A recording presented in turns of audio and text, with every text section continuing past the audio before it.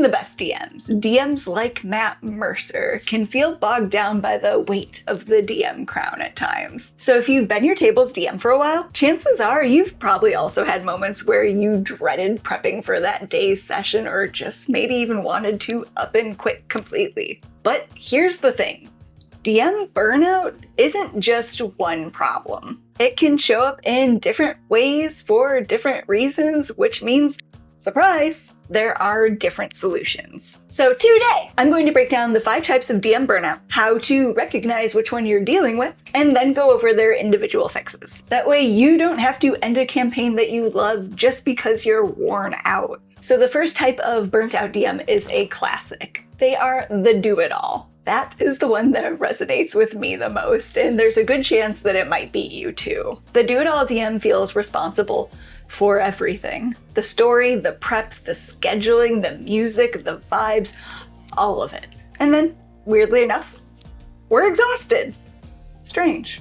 Running a game already asks a lot of you. Add every other table job on top of that, and yeah, of course you burn out. So how do we fix this deep primal urge to control way too many things? You need to reframe yourself from host of a dinner party to host of a potluck, but like with games. So if you host a weekly dinner party, you're not only cooking, but you're shopping, you're cleaning, you're decorating, you're coordinating. It's a whole production. But a potluck? Everyone simply brings something. That load, that responsibility, it's shared. And the great thing is the table still ends up being full. So fixing this type of burnout is giving up a little bit of that control and learning how to delegate. You don't have to do everything yourself. And one of the things I've been playing with for future campaigns for myself is setting up a czar system. Everyone at the table is in charge of one thing, while you stay in charge of running the game and the other parts that you actually enjoy. So during your session 0, talk about what everyone at the table cares about. Music, snacks, terrain, minis, taking notes, all of it. And write those down on note cards. Then let your players each take a turn claiming one of those things to be in charge of. Best case scenario? You end up with a potluck-style table. A table where everyone gets to be proud of their contributions and feels even more invested in the game you're all playing together. Worst case scenario? Your players learn what they actually care about. Because if they're not willing to take the time to paint minis and make cool 3D terrain, that's not a problem. But you're still not obligated to do it. If your group does step up though, there's one important rule. Don't be nitpicky. Give examples of what you're looking for, set a vibe, but then you're done. Back off, let it go. Otherwise, you are absolutely missing the point of this whole delegation thing. And if you can't imagine giving up control, that's okay. You're still allowed to do the bare minimum in areas you don't care about. I don't care about minis or terrain at all. I respect them. I admire them. I do not want to make them. So I don't. I use grid paper and I doodle. I use paper minis and tokens. And if I'm feeling extra lazy that day, those tokens become candy instead. That's it. So if your players care deeply about customized battle playlists and they dare to bring it up with you, congratulations. They've just been promoted to czar. There is one place it makes sense to go full do-it-all mode though, and that's when you're running a paid game. If someone's buying a ticket, they should get the deluxe experience. So if you want to see what all out looks like for me, and I'm really going all out for this one, come play at my table at Green Dragon Fest. There are only 16 tickets left, and not only can you get a seat at my table, you can also play alongside a ton of other awesome GMs like Bob Worldbuilder, Deficient Master, Dungeon Dad, Baron DeRott, Kelsey Dion, and Justin Alexander. Not to mention a whole lineup of other incredible storytellers. It's gonna be a blast and I hope to see you there. But another type of DM that pops up all the time in these conversations is the artiste. This type of DM wants to provide a bespoke experience for their table. Their campaigns are usually 100% homebrew, wildly creative, but that's exactly where the burnout starts. Because bespoke turns into, I have to make everything new all of the time. And that is a ton of work. Constantly trying to outdo yourself with bigger, better, newer things is rough, y'all. The thing is, I think a lot of this can actually stem from this idea that if your game isn't unique enough, that you're somehow a lesser DM. Like if you use pre-made adventures, you're almost a fraud somehow. And for some people, it can cut even deeper than that. It can become this idea that if your game isn't special, that means that you aren't special either. That's really what this type of DM burnout is about, tying self-worth to originality. But as most of you have probably heard before, there's no such thing as originality. There's nothing left under the sun anymore. And that's meant to be a freeing idea, not a bummer. Because it means you don't have to constantly try to reinvent the wheel. You just have to steal like a DM, or in other words, kit bash your campaign. And I have a whole video on this topic already where I go way in depth on this idea. So if you want a deeper dive into how I kit bash things, I'll link to that below. But that feeling of a unique campaign doesn't come from having ideas that no one has had before. It comes from combining familiar ingredients in unexpected ways. And if you're this type of DM, I bet your kit bashing would be insane. You already have the taste, you already have the vision, because this skill isn't about inventing things. It's about curating the right things. Whether that's tweaking a cool DM guild's adventure to fit more of your genre and theme, or reskinning characters from a niche TV show to be NPCs. The more varied your influences, the more distinct your game becomes. Another way to loosen this pressure on yourself is to start thinking modularly. I talked about this in my types of quest video, as well as my video on villain archetypes. But cliches and tropes can be a lot of fun if you know how to take a core idea and spin it into something fresh. A quest to destroy a magic artifact can feel wildly different depending on the villain, the genre, the themes and tone you set, not to mention whoever the party's showing up with. A Sauron-style Dark Lord creates a wildly different type of game when compared to a more chaotic Gravity Falls-esque antagonist like Bill Cipher, even if the adventure structure is essentially the same. So learning to stop thinking in terms of creating everything from scratch and to instead think about how you can take parts to remix makes it so this elusive quest for originality makes it a lot less stressful. But maybe you never actually aspired to be your group's DM. Maybe you just fell into the role. Or maybe you wanted to try your hand at it before you realized that all of your friends were going to be all, no thanks, whenever you were ready to pass the torch. Either way, the manager is our third type of burnt out DM. This kind of burnout comes from feeling like you're not even really a player in your own game. And yeah, no matter what, being a DM is always a little different, but in this case, you end up feeling like you're the scheduler, the rules arbiter, the babysitter. And over time, you stop feeling like you're playing D&D and start feeling like you're running a program for D&D players instead. The good news is that some of this can be fixed in how you set a campaign up. I think a lot of DMs find themselves in a place where they feel like it's their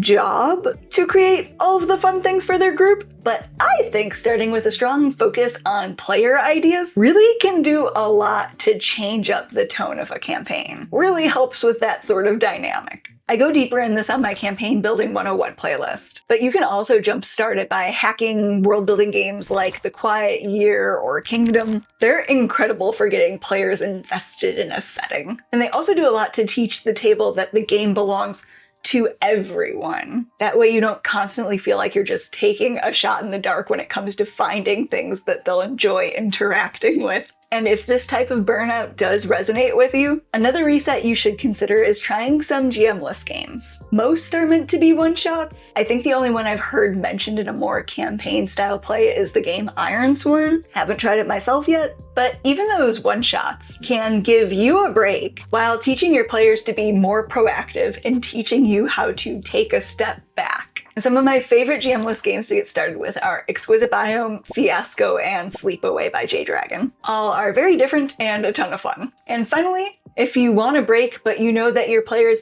absolutely never ever will switch seats with you, find new players. I know that sounds harsh, but there's a DM shortage, not a player one. If your friends won't divvy up the responsibility, you're allowed to build a table that will. You deserve the chance to be a player too. Our next type of burnt out DM is the Overprepper, and there are actually 2 subtypes to this one. They burn out for different reasons, so they each require a different fix. But if prepping notes for your game requires the same amount of effort as writing like a high school essay and ends up being the same length as one, there's a good chance this type might be you. Type 1 preppers burn out because you're the type of person who's afraid something will go wrong. You're worried the session will fall flat. You're worried your players won't have fun. You're worried that if your session is kind of meh, it'll mean that you failed. So you try to out-prepare every possible outcome, even if it means that you're the one that's no longer having fun. And like most of us feel a little bit of that anxiety before a session, but for this type of DM, your anxiety is your driving force. Instead of plot armor, you have prep armor. So I recognize that the advice that I'm about to give is gonna sound a bit like it's coming from the mayor of Crazy Town, but what if you ran a no prep session? The only way to disprove that fear of if I don't prep enough, everything's just gonna fall apart is to let yourself see what actually happens when you don't.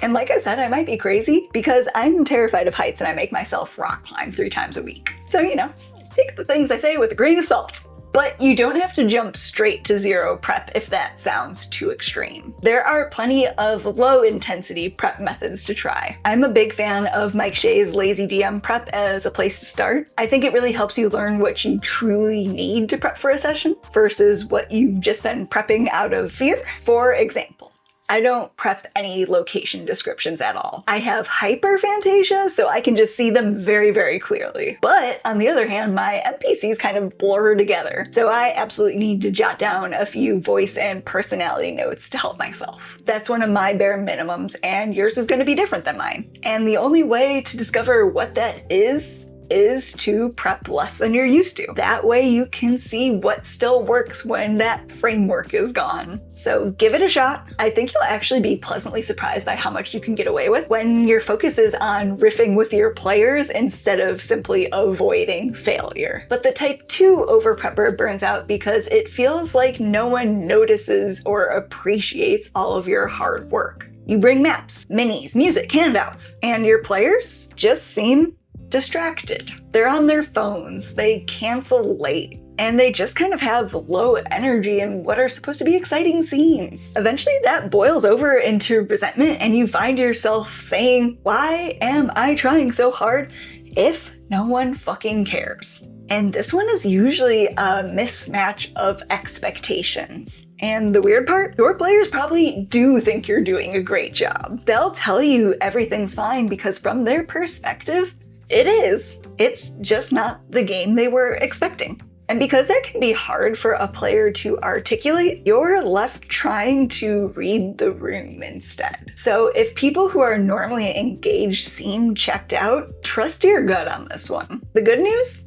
Tabletop games aren't video games. You're not locked into anything in your campaigns, so you can pivot and fix things instead of scrapping a perfectly good campaign. In my Campaign Building 101 playlist, the first 2 videos in the series go over how I essentially do market research on my players, and it has a questionnaire that can help you figure out what your players' play styles are. But once you learn more about player types and their styles, you can also just kind of field test things and see who's interested in what. If Ben suddenly locks in when there's a legendary artifact on the line, now you know what motivates him. If Jen comes back to life as soon as NPCs enter the scene, you can now adjust your dungeon crawls accordingly. Players don't always know what engages them, but you can learn by watching and observing. And that lets you stop pouring your energy and time into things that your players just can't appreciate. Not every group wants elaborate battle maps or political intrigue, or to learn tons of deep lore. Burnout happens when your efforts and your table's appetites are out of sync. Alignment on what's fun for this particular table, that's what's gonna make your prep feel worth it again.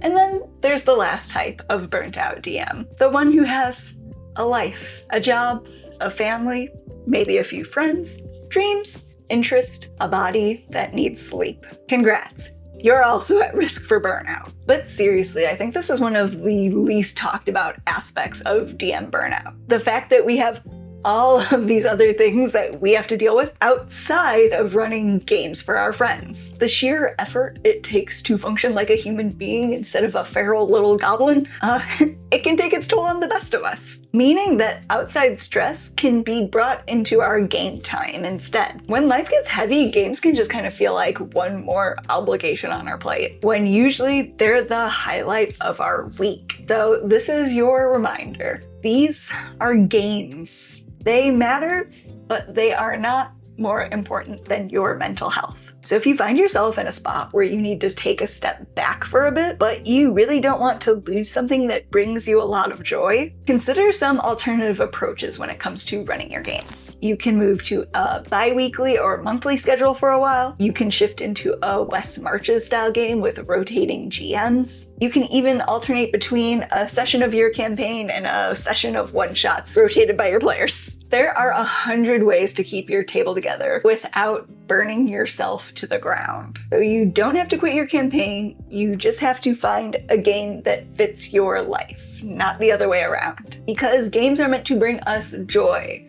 not dread. Unless that's the specific game you're playing, I guess. So if any of these hit uncomfortably close to home, I really need you to understand that you're not bad at this. You're not failing your players, you're just worn out. It happens. So don't forget to check out my Campaign Building 101 series and my kit bashing video next. They're super helpful when it comes to lightening the load that us DMs bear. But if you take one thing away from this, remember that burnout isn't a sign that you're not cut out for this. Because being a DM isn't about being some kind of martyr. You don't have to be fully consumed by this hobby just to make it magical for the people at your table. Because it's really about joining up with our friends to create these cool little moments that we remember together forever. And I think that's pretty neat. Bye!